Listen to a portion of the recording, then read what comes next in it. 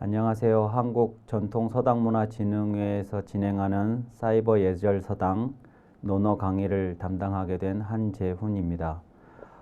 오늘부터 여러 시간 동안 제가 논어를 강의를 할 텐데요.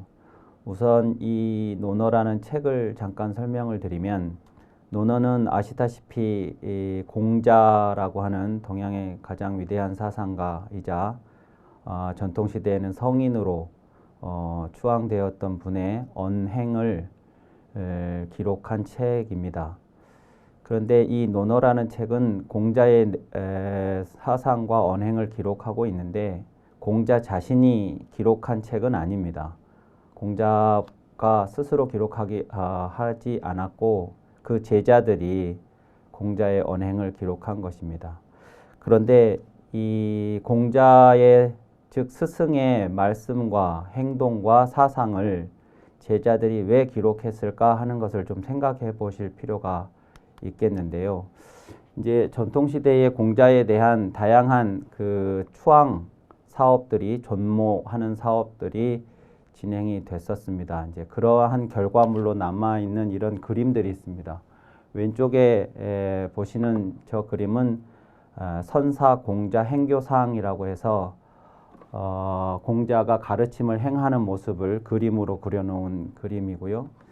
또 이 오른쪽에 가로로 되어 있는 이 그림은 공자 성적도라고 해서 이제 성인의 행적을 그림으로 일대기를 이렇게 그려놓은 그림 가운데 공자의 이제 뛰어난 제자로 10명의 제자들이 네 분야에 걸쳐서 논어에 언급되고 있는데, 그 제자들을 그려놓은 성문사과라고 하는 그림입니다. 이렇게 이제 공자는 생전에 가르침을 행했고 그 가르침에 여러 제자들이 따랐습니다. 사마천의 사기에 따르면 공자 제자는 3,000명이라고 그렇게 기록되어 있습니다. 그것이 꼭 2,999명 더하기 1의 3,000명은 아니겠습니다만 대단히 많은 숫자였고, 특히나 그 시대에, 공자가 살았던 시대에 공자의 제자들은 그 문도 수가 대단히 많았다는 것을 상징적으로 보여주는 언급입니다. 제자들은 선생님을 대단히 존경했고, 또 공자가 당시에 뭐 신분이라든가 이런 것들로는 굳이 선생님으로 모셔서 자신들이 그것으로부터 어떤 이득을 얻는다거나 하는 것을 기대하기 어려웠음에도 불구하고 그 많은 제자들이 스승을 찾아와서, 다른 나라에서도 찾아와서 제자 되기를 청하고 스승으로 모셨습니다.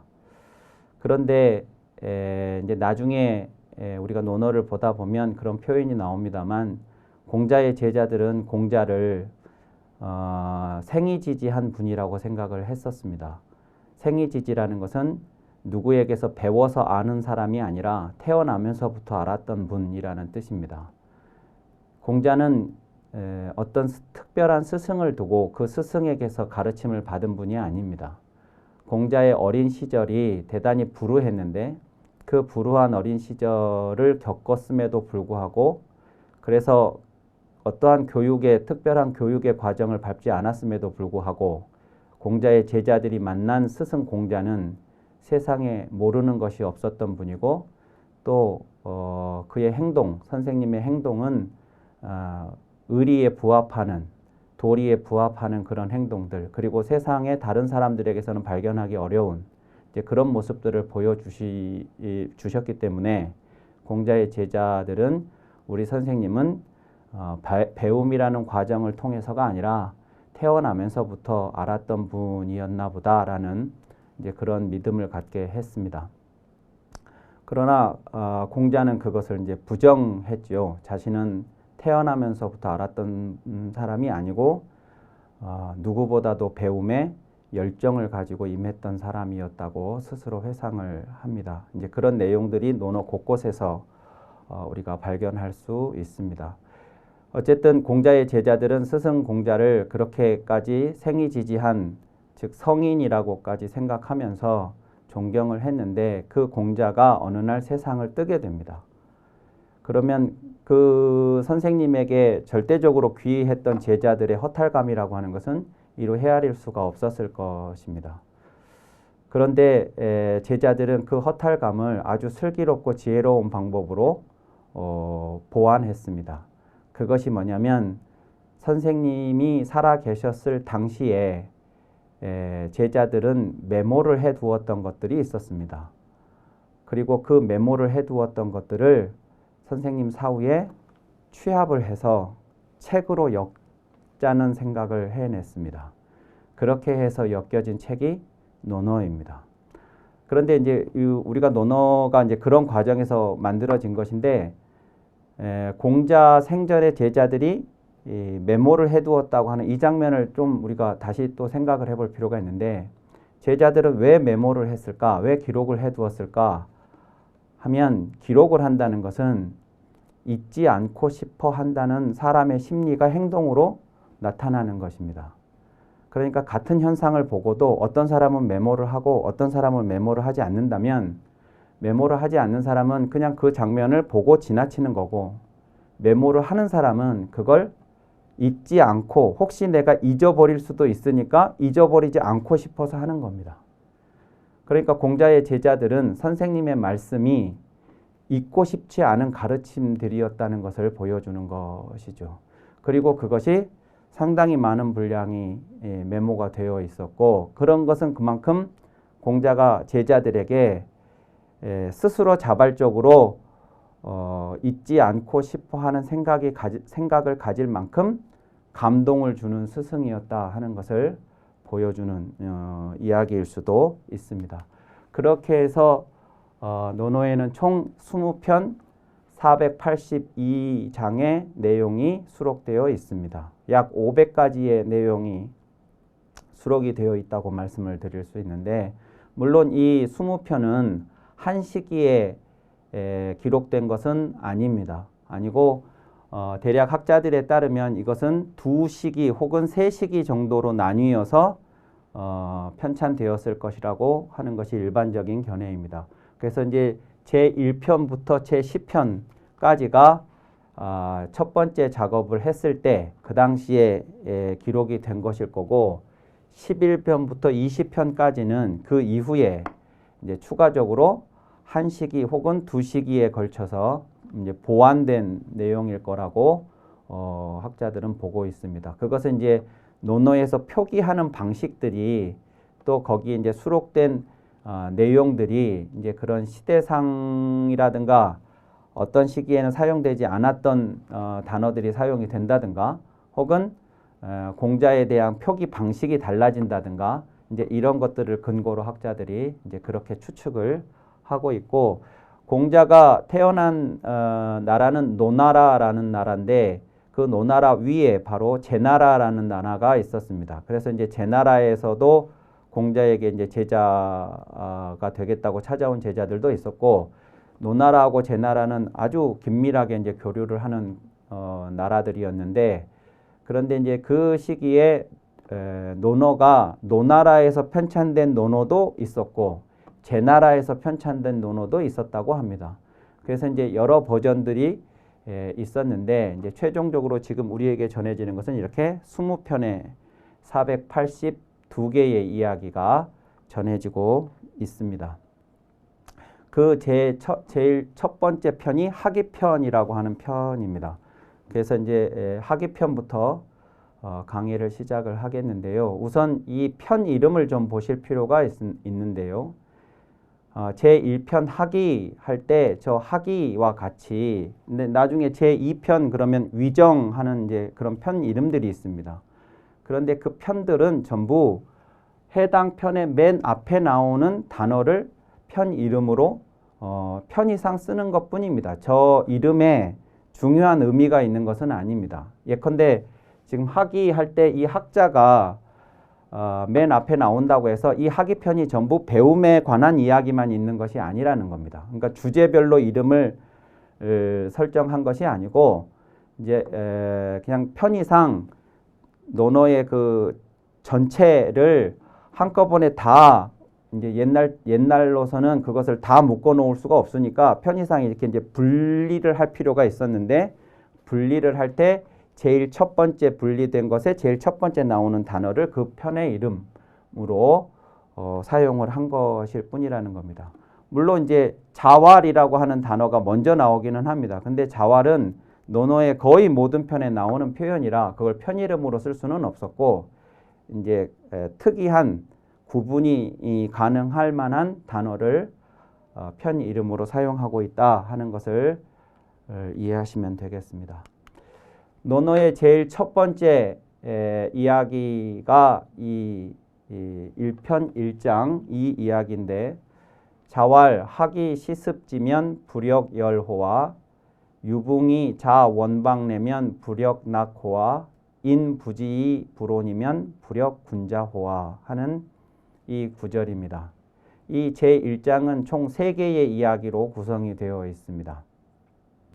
해석을 해보자면 선생님께서 말씀하셨다 이렇게 되어 있는데 저 자왈이라는 단어를 이 단어를 제가 선생님께서 말씀하셨다 이렇게 번역을 했습니다. 저걸 이제 보통 다른 번역서에서는 공자께서 말씀하셨다 이렇게 되어 있습니다.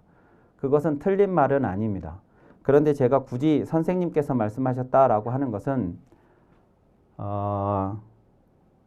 이 제자들이 말이죠. 아까도 말씀드렸다시피 생전에 선생님의 말씀을 기록해 두었다가 그것을 사후에 모았다고 아까 제가 말씀을 드렸는데요. 사후에 모으면서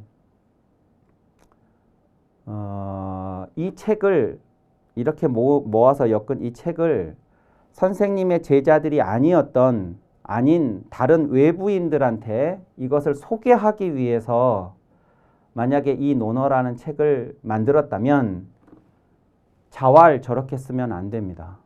왜냐하면 이 자왈이라는 할 때 요 자라는 이 글자는 선생님이라는 일반 명사입니다.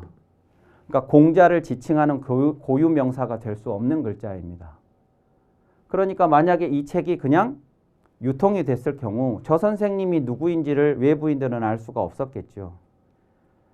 그런데 논어에는 이렇게 표기가 되어 있습니다. 그러면 이 논어를 편찬했던 제자들의 의도는 뭐겠냐? 그러면 이 책을 외부인들한테 알리기 위해서 이 책을 만든 게 아니고 이 선생님이 우리 모두의 선생님인 사람들만 보려고 만들었다 이렇게 볼 수 있다는 겁니다.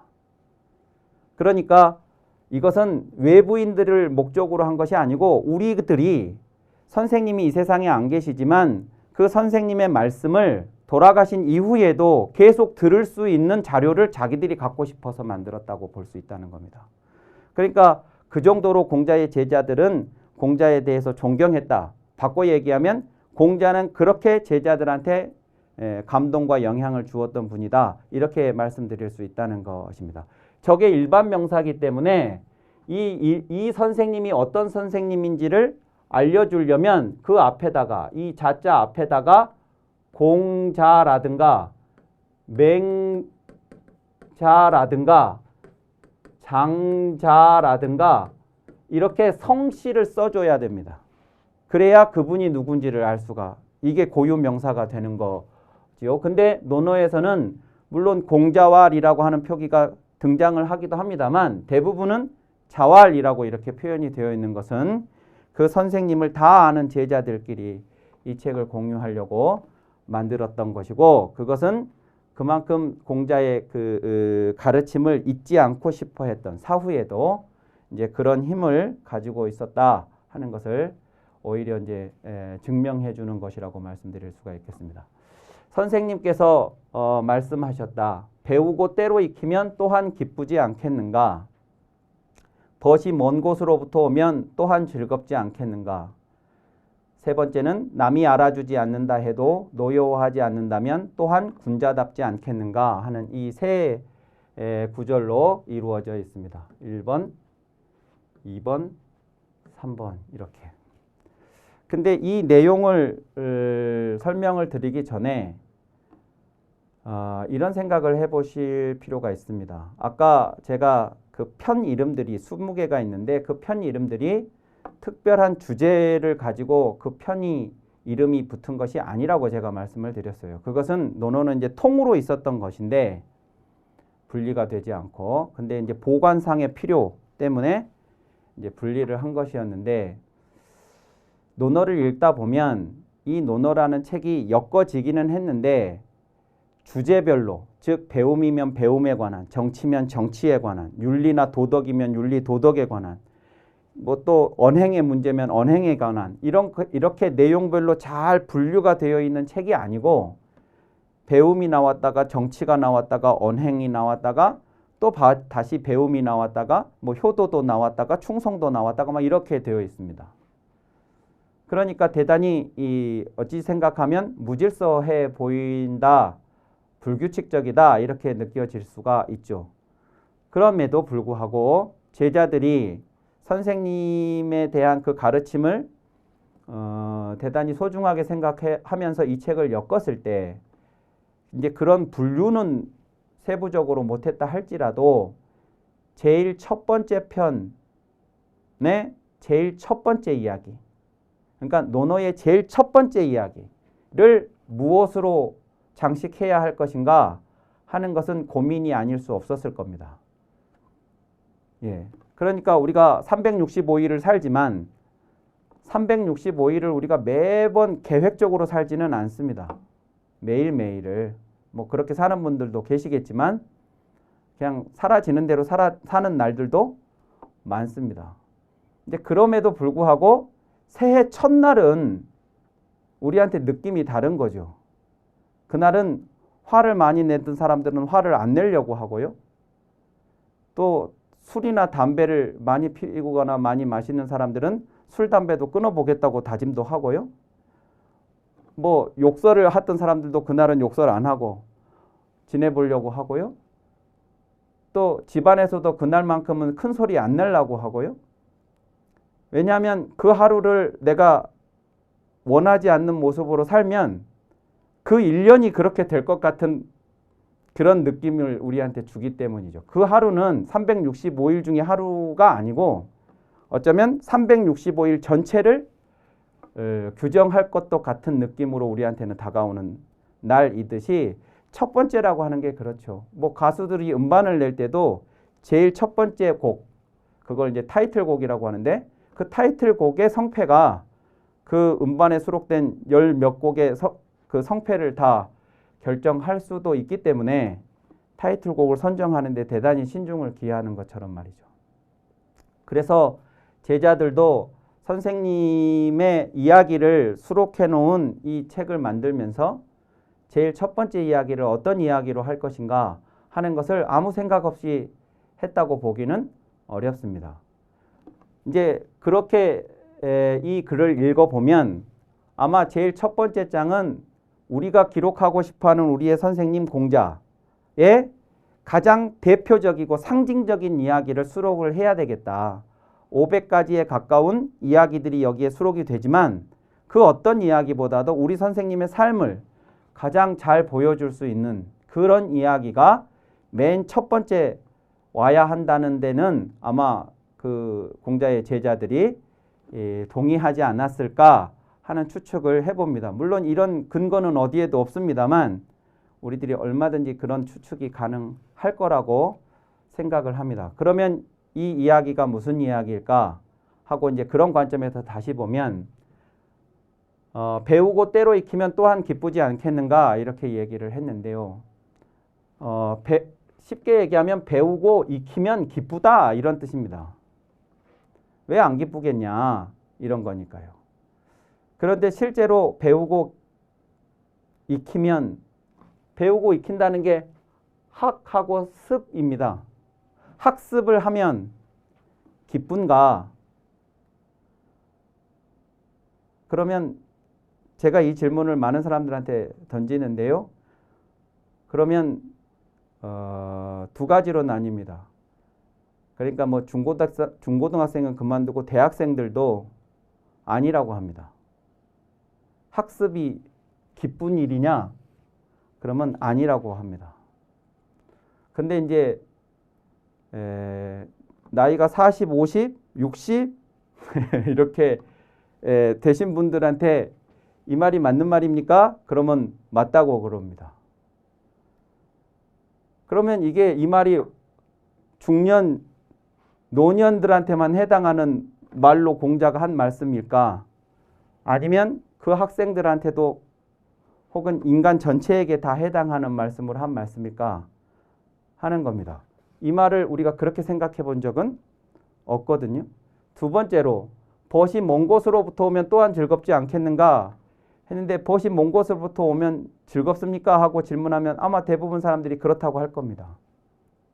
그런데 아까도 말씀드렸던 것처럼 이게 논어의 제일 첫 번째 이야기란 말이죠. 공자의 말씀들을 대표할 수 있는 이야기로 아마 선정된 이야기라고 한다면 벗이 먼 곳에서부터 오면 오랜만에 만나서 반갑고 그래서 즐겁다. 이런 이야기를 공자가 했다 치더라도 그 얘기가 제일 첫 번째 이야기로 등장할 만한 내용의 이야기인가 하는 겁니다. 공자는 논어에서 많은 효도에 관한 이야기가 나옵니다. 논어에서 그런 이야기를 했는데 그 부모에게 효도하는 이야기와 친구와 즐겁게 한때를 보내는 이 이야기 중에 어떤 이야기가 공자한테는 더 중요했을까? 당연히 이게 더 중요합니다. 근데 이런 이야기 빼놓고 친구가 멀리에서부터 오면 즐겁다는 이런 이야기를 했을까? 했다 손 치더라도 이게 제자들에게 제일 첫 번째로 꼽을 만한 내용의 이야기인가 하는 겁니다. 세 번째, 남이 알아주지 않는다 해도 노여워하지 않는다면 또한 군자답지 않겠는가? 이거는 또 무슨 이야기일까? 하는 이제 궁금증들을 갖게 됩니다. 그러니까 아까도 제가 말씀드린 것처럼 이게 논어의 제일 첫 번째 이야기다라는 그런 문제의식을 갖지 않고 이 글을 보면 그냥 배우고 익히면 기쁘지 이렇게 하고 끝나고 벗이 머문 곳에부터 오니까 즐겁겠지 그냥 그렇게 하고 끝날 이야기입니다. 근데 이 이야기는 그렇게 읽어서는 안 된다 하는 것이죠. 자, 그러면 이제 이렇게 보실 필요가 있습니다. 이 그림은 여기도 나와 있듯이 이게 이제 일본 아사히 신문의 2010년도 기사인데 여기 이렇게 이제 어떤 사진을 실어 놓고 이게 논어가 기록된 죽간이다. 이렇게 이제 되어 있습니다. 죽간. 죽간이라고 하는 것은 종이가 나오기 전에 동양에서 뭔가 문자를 기록을 할 때 대나무를 켜서 그 대나무에다가 기록해 놓은 것입니다. 이렇게. 요 내용이 지금 논어가 기록이 되어 있는 건데 이게 약 2000년 전에 2000년 전 이상 전에 만들어진 죽간이다 이거예요. 죽간. 그런데 이것이 어디서 나왔냐면 북조선 평양에서 고분에서 발굴이 됐다 하는 기사 내용입니다. 그래서 아마 이것은 기원전 45년경에 여기 이 고분의 이 무덤에 같이 매장이 되었을 것으로 추정되는 그런 죽간이라고 되어 있습니다. 이런 것이 이제 죽간입니다. 이런 것이 이제 죽간인데 뭐 이제 이런 걸 대나무로 만들기도 하고 나무로 만들기도 했습니다. 나무로 만들면 목간이라고 했고 대나무로 만들면 죽간이라고 했는데 보통 이제 책은 대나무로 많이 만들었는데 이것들을 이렇게 이제 하나하나 만들어서 거기다가 뭐라고 쓰고 이거를 엮기 위해서 끈으로 이렇게 하나하나 이렇게 위아래로 엮었습니다. 이것이 이렇게 생긴 글자인데 이 글자가 책자입니다. 그러니까 한자의 책이라는 게 여기서 본뜬 글자예요. 종이는 약 2000년쯤 전에 한대에 중국 한나라 때 채륜이라는 사람에 의해서 발명이 되었다고 전해집니다. 채륜이라는 사람에 의해서. 그런데 공자는 아까도 나왔듯이 기원전 6세기경의 인물입니다. 그러니까 세상에 종이라는 물건이 출현되기 전에 600년, 600년 전의 분이라고 해요. 그러니까 논어라는 책도 종이라는 물건이 발명되기 500년쯤 전에 논어라는 책이 만들어진 거죠. 그러면 논어라는 책은 당연히 이런 데 쓰여져 있었을 것입니다. 이런 게 이제 아까도 이제 편이라고 하는 것이 대나무를 이제 이렇게 엮었다는 뜻이고 우리가 이렇게 대나무로 이렇게 엮은 것을 보관을 하려면 이제 말아서 보관을 해야 되는데 이 말아놓은 거 하나하나가 권이에요. 이게 말 권자거든요. 저 두루마리 하나가 권입니다. 책 한 권이라는 게 요 두루마리 하나 이런 뜻이었어요. 지금 우리들이 책 한 권, 두 권 이렇게 말을 하지만 그러니까 이런 책이니 편이니 권이니 하는 이런 모든 용어들이 책에 관한 용어들이 주관에서 시작됐다 하는 것이죠. 그런데 논어는 이 주관에 쓰였을 거다 그거예요. 처음에 기록이 될 때. 그러면 저 산에 있는 대나무를 베다가 우리가 이렇게 쓸 수 있는 상태로 만들려면 얼마나 많은 수공이 들어가야 이걸 만들겠어요. 그런데 이걸 만들어 놓고 정작 몇 글자 못 쓰잖아요. 그러면 우리들이 요즘에 종이에 뭐가 메모를 하고 기록을 하고 뭐 낙서를 하고 할 때 그냥 뭐 써다가 한 두어 글자 써보다가 이게 내 마음에 안 들면 그냥 이렇게 해가지고 새 종이 가다가 다시 쓰고 이렇게 쓸 수가 없어요, 이거를. 그러니까 이 한쪽 한쪽을 대단히 소중하게 생각을 하면서 그것도 자기들이 원하는 만큼의 분량을 무한정 공급받을 수 없는 상태에서 논어라는 책이 쓰였을 것이기 때문에 논어만 그런 게 아니고 그 시기가 다 그랬을 것이기 때문에 논어를 기록하는 사람들도 이야기를 하나하나 다 풀어서 쓰지를 못하고 우리가 이 책에 담고 싶은 내용의 핵심만 추려서 압축적인 표현으로 기록을 했을 거다는 겁니다. 그러니까 논어를 읽을 때 우리가 반드시 고려해야 되는 건 뭐냐면 논어는 압축 파일이다 이렇게 생각하고 읽으셔야 돼요. 압축 파일은 많은 양의 정보를 적은 분량에다가 저장을 하기에는 용이하지만 문제점은 뭐냐면 그것을 다시 불러내서 사용을 할 때는 바로 사용이 안 되고 압축을 푸는 해제하는 과정이 한번 있어야 그래야 그 내용을 우리가 사용할 수 있는 것처럼 기록을 압축적으로 해놨기 때문에 논어를 그냥 읽어서는 논어의 내용이 제대로 읽히지 않는다는 겁니다.